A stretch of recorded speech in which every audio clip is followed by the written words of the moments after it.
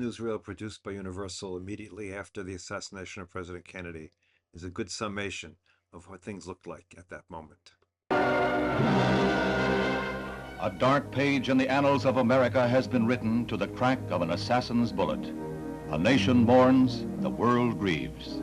The man who became 35th president less than 3 years ago is dead.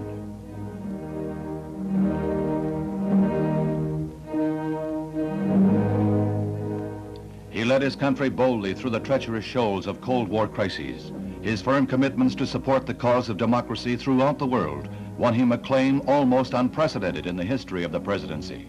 He faced up to communist threats with such firm shows of force that Khrushchev backed down in Cuba, softened the hard red line on Berlin.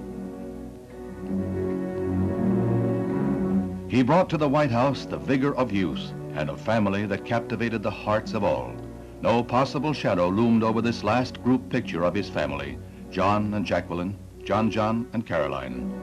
Death has closed the cover and album portraits like this. His rendezvous with grim destiny begins a little after noontime as his plane lands in Dallas. Earlier, he had received a tumultuous reception in Fort Worth, and now more thousands are waiting to greet him in downtown Dallas. But death is less than 1 short hour away.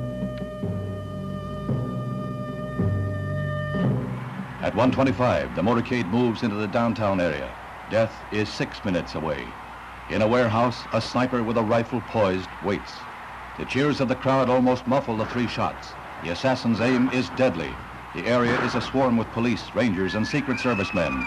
The murderer slips the net, but a few blocks away, a man is captured after he is reported to have killed a policeman. That man is a 24-year-old pro-Castro Texan who once sought Soviet citizenship. He is charged with murder. Meanwhile, the president had been rushed to a nearby hospital where life lingered as a waiting world prayed. A half hour later, he was dead, his life crushed like his wife's abandoned bouquet.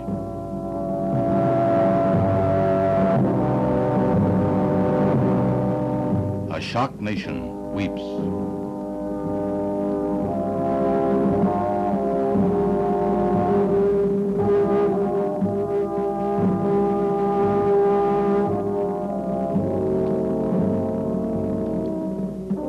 Across the country, around the world, disbelief was the first reaction. Then a great outpouring of grief, shock, and revulsion.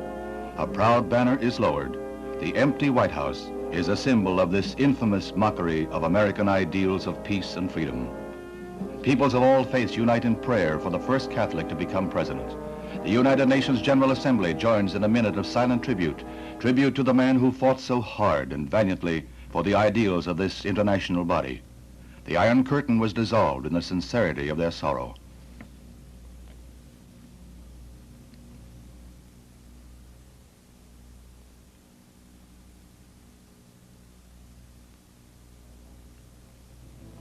As always, democracy finds its strength in the continuity of the presidency. Lyndon B. Johnson becomes the 36th president of the United States, just 99 minutes after his predecessor's life had ebbed away. The widow, with stamina born of courage, stands bravely by the new president's side. Mr. Johnson accompanies the martyred president's body back to the Capitol, a Capitol still paralyzed by shock. Sad tasks are ahead. It is arranged that the president's body will first lie in repose at the White House. Then it will be moved to the rotunda of the Capitol for public homage.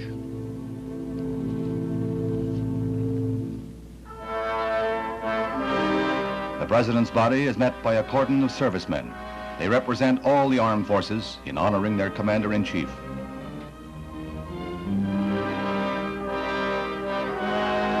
The widow, on the arm of her brother-in-law, remains a towering figure of fortitude through her long ordeal.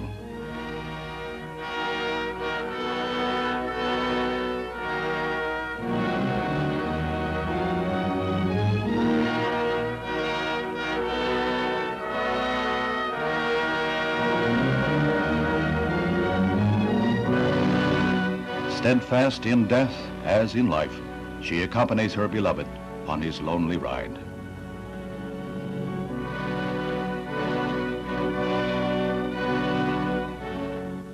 Then President Johnson and the First Lady leave the plane. Now the Texan, who has devoted his life to an energetic public career, faces the burdens of office in days of foreign and domestic crises to keep burning the torch that has inspired a free world. With humility, the President of the United States harks to the future. This is a sad time for all people. We have suffered a loss that cannot be weighed. For me, it is a deep personal tragedy. I know that the world shares the sorrow that Mrs. Kennedy and her family bear. I will do my best. That is all I can do. I ask for your help and God's. In some men, the presidency has bred greatness. They have become giants forged in the crucible of courage. Now begins a new chapter in the history of a nation grown great under the inspired leadership of great men. President Johnson faces his monumental tasks with a sense of integrity that is unquestioned, with knowledge that breeds respect, and with hope that God will guide his hand. Far into his first night as president, he faces his awesome future unflinchingly. The light of reason won't be dimmed by a rifle shot. May God, in his wisdom, help President Johnson keep it shining brightly.